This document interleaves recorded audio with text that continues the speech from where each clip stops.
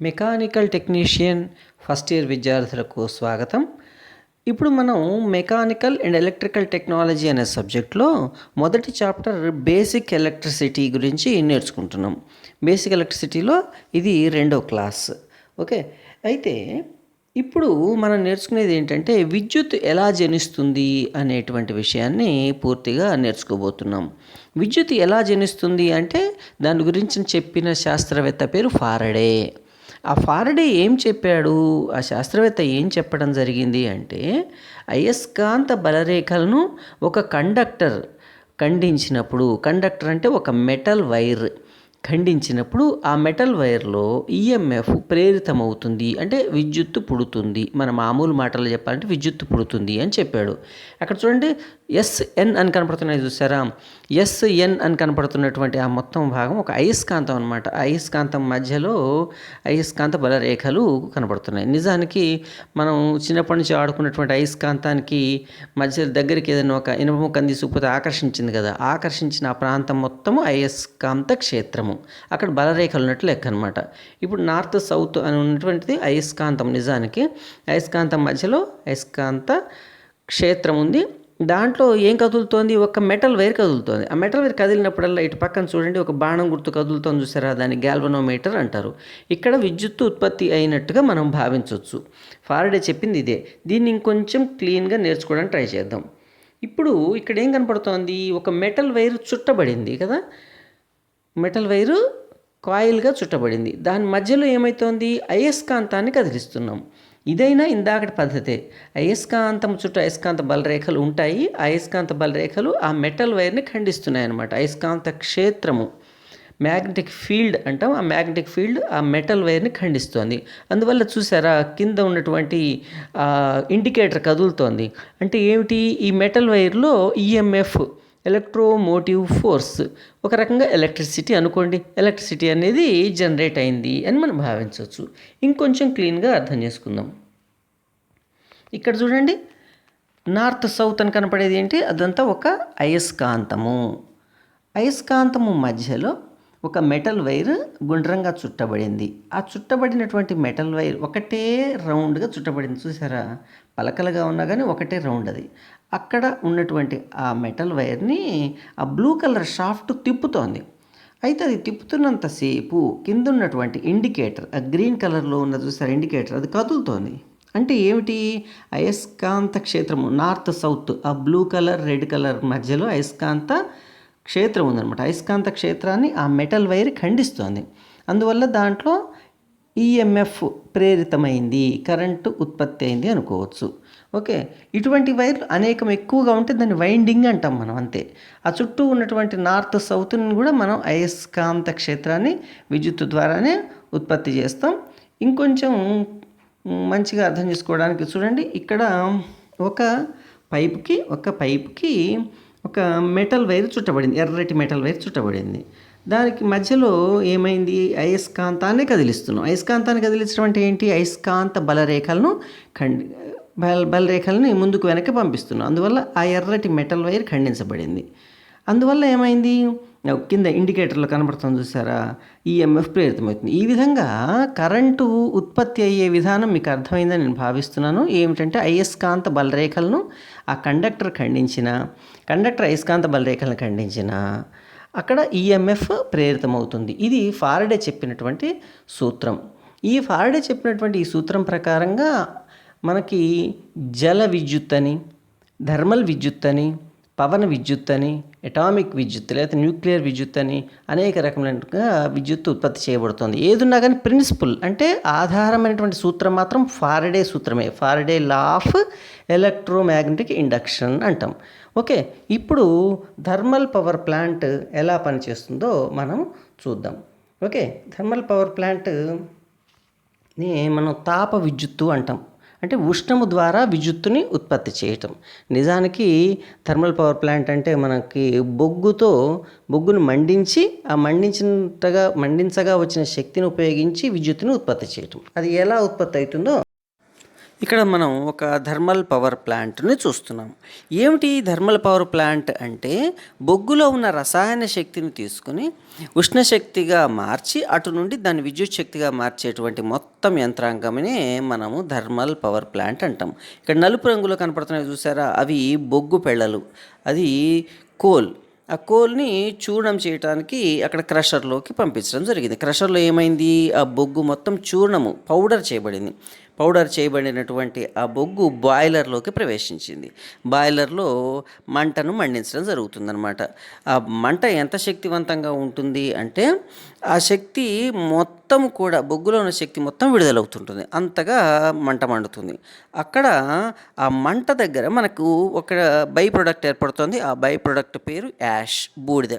Green కలర్లో కనపడుతుందా, ఆ గ్రీన్ కలర్లో ఉన్నది బూడిద. ఆ బూడిదని ఏం చేస్తారు థర్మల్ పవర్ ప్లాంట్ వాళ్ళు అంటే సిమెంట్ కర్మాగారాలకి, కాంక్రీట్ నిర్మాణాలకి సప్లై చేసేస్తారు. అది ఒక బై ప్రొడక్ట్ అనమాట.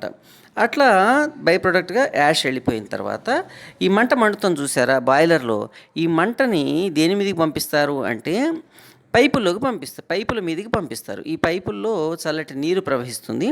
ఆ నీరు ఆ మంట వల్ల వేడిగా మారి అక్కడి నుండి ఆవిరిగా తయారవుతుంది. ఈ ఆవిరిలో అత్యధికమైన శక్తి ఉంటుందన్నమాట, త్రోసే శక్తి, థర్స్ట్ ఫోర్స్ ఉంటుంది దాంట్లో.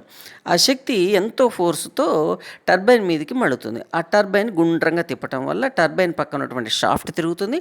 దానివల్ల ఒక జనరేటర్ తిరుగుతుంది.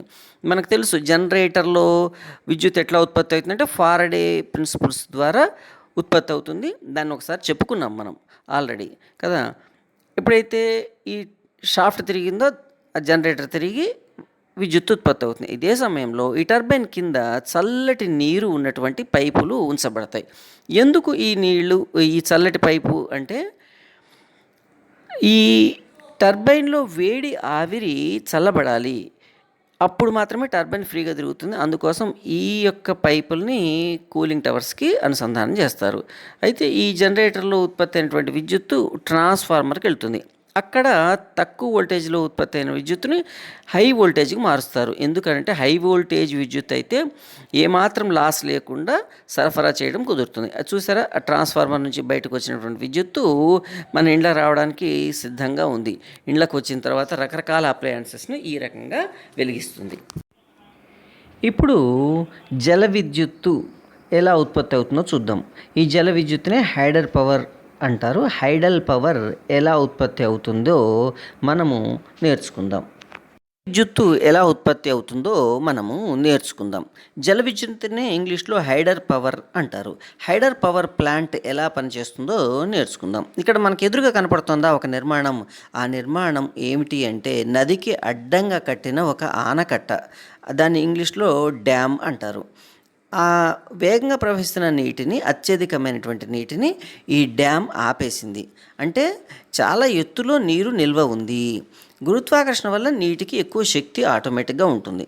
ఓకే, ఈ అడ్డంగా కట్టిన ఆనకట్టకి 5 పైపులు కనపడుతున్నాయి చూసారా, నిలువు పైపులు. నిజానికి ఆ పైపుల్లో నీరు ఉందన్నమాట. వాటిని పెన్ స్టాక్ పైప్స్ అంటారు. ఈ పెన్ స్టాక్ పైప్స్లో నీరు నిల్వ ఉండి కిందికి జారడానికి సిద్ధంగా ఉంది. ఈ నీరే టర్బైన్స్ని తిప్పడం ద్వారా హైడల్ పవర్ ప్లాంట్లో జల విద్యుత్తును ఉత్పత్తి చేస్తుంది. ఎలా ఉత్పత్తి చేస్తుందో మనం ఇప్పుడు తెలుసుకుందాం. ఓకే, ఈ నీరు మొత్తం కూడా ఎంతో శక్తి కలిగి డ్యామ్కి వెనక వైపు ఉంది.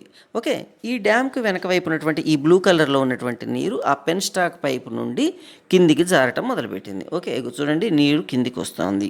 ఎక్కడికి వచ్చింది అంటే టర్బైన్లోకి వచ్చింది. ఈ టర్బైన్లో ఏమున్నాయి, బ్లేడ్స్ ఉన్నాయి. ఈ బ్లేడ్స్ గుండ్రంగా తిరుగుతాయి. ఎందుకని, వేగంగా ప్రవహించే నీరు వల్ల ఈ బ్లేడ్స్ తిరిగినాయి. బ్లేడ్స్కి ఒక షాఫ్ట్ ఉంది. ఆ షాఫ్ట్కి పైన ఏముంది, ఒక జనరేటర్ ఉంది. ఆ జనరేటర్ ఏం చేసింది, బ్లేడ్స్ ఎప్పుడైతే తిరగటం, షాఫ్ట్ తిరగటం వల్ల జనరేటర్ విద్యుత్తును ఉత్పత్తి చేసింది. ఉత్పత్తి అయినటువంటి విద్యుత్తు 5 టర్బైన్లలో, 5 పెన్ స్టాక్ పైప్స్తో 5 టర్బైన్లలో విద్యుత్ ఉత్పత్తి అయి అగో వైర్ల ద్వారా వెలుపలి గ్రిడ్కి అంటే బాహ్య ప్రపంచానికి వెళ్ళిపోయింది. ఇగో ఈ టర్బైన్లో విడుదలైనటువంటి కిందికి వచ్చినటువంటి నీరు ఏమైంది, సాధారణమైనటువంటి నదీ ప్రవాహంలో రెండో ప్రవాహంలో కలిసింది. ఈ విధంగా జల విద్యుత్ ఉత్పత్తి అవుతుంది. యానిమేషన్ చూసి క్లియర్గా విషయాన్ని ఆకలింపు చేసుకుందాం. బ్లూ కలర్లో ఉన్న చూసారా, వెనక ఉన్నటువంటి నది నుండి నీరు ఆ పెన్ స్టాక్ పైప్స్ ద్వారా టర్బైన్లోకి వచ్చింది. ఈ టర్బైన్ని తిప్పింది. ఈ టర్బైన్ తిప్పటం వల్ల టర్బైన్ పైన ఉన్నటువంటి జనరేటర్ విద్యుత్తును ఉత్పత్తి చేసింది. ఉత్పత్తి అయినటువంటి ఈ విద్యుత్తు పైన ఉన్నటువంటి కండక్టర్స్ ద్వారా, ట్రాన్స్మిషన్ లైన్స్ ద్వారా వెలుపలికి ప్రవహించింది. అదే రకంగా అదే సమయంలో బ్లూ కలర్లో ఉన్నటువంటి నీరు, టర్బైన్లో తిరిగిన నీరు మరలా టైల్ రేస్ అంటారు అన్నమాట. నది యొక్క రెండవ వైపు, ఆనకట్టకు అవతల వైపు నీటికి వెళ్ళిపోయి ఆటోమేటిక్గా మళ్ళీ ప్రవహిస్తూ పోయింది. ఇది హైడల్ పవర్ యొక్క స్థూలమైన రూపం.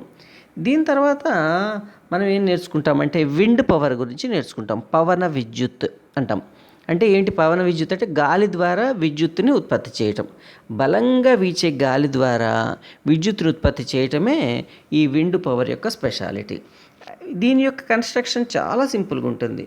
చూడండి, ఇక్కడ కొన్ని ఫ్యాన్లు కనపడుతున్నాయి చూసారా, రెక్కలు కనపడుతున్నాయి. ఆ రెక్కలు మొత్తం కూడా సెంటర్లో బిగించబడ్డాయి. వీటిని మనం ఎక్కడ ఉపయోగిస్తామంటే గాలి బాగా వీచేటువంటి ఎత్తైన ప్రాంతాల్లో వీటిని బిగించడం జరుగుతుంది. వీటిని విండ్ మిల్స్ అని కూడా అంటారు.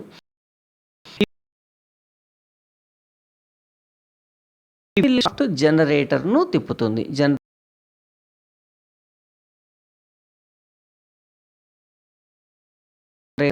ఏమిటి? అయస్కాంత బలరేఖలు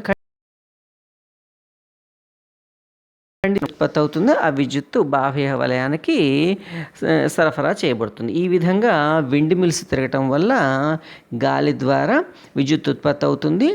దీన్ని విండ్ పవర్ అంటారు. ఇదే కాకుండా రకరకాలైన విద్యుత్తులు ఉన్నాయి. దాంట్లో మన ఇంకోటి ఏమిటి అంటే న్యూక్లియర్ పవర్, లేకపోతే అటామిక్ పవర్, లేకపోతే అణు విద్యుత్ అంటారు. అణుశక్తిని ఉపయోగించి కూడా విద్యుత్తుని తయారు చేస్తారు. ఈ విధంగా రకరకాలైనటువంటి పద్ధతుల ద్వారా విద్యుత్ ఉత్పత్తి జరుగుతుంది. మీకు అర్థమై ఉంటుంది అనుకుంటాను ఇప్పటి వరకు. ఏమిటి అంటే మనకి థర్మల్ విద్యుత్తు, తర్వాత హైడల్ విద్యుత్తు, జల విద్యుత్తు, తర్వాత విండ్ మిల్స్ ద్వారా మనకి పవన విద్యుత్తు, తర్వాత అటామిక్ పవర్, ఇట్లా రకరకాల పద్ధతుల్లో విద్యుత్తును ఉత్పత్తి చేయటం జరుగుతుంది. ఈ విషయాలన్నీ మీకు అర్థమై నేను భావిస్తాను. మనం నెక్స్ట్ క్లాస్లో మరలా కలుద్దాం. అప్పటి వరకు సెలవు. This video is prepared by Durga Prasad Jilugula, BTech mechanical, government junior college, Karepalli. Happy learning.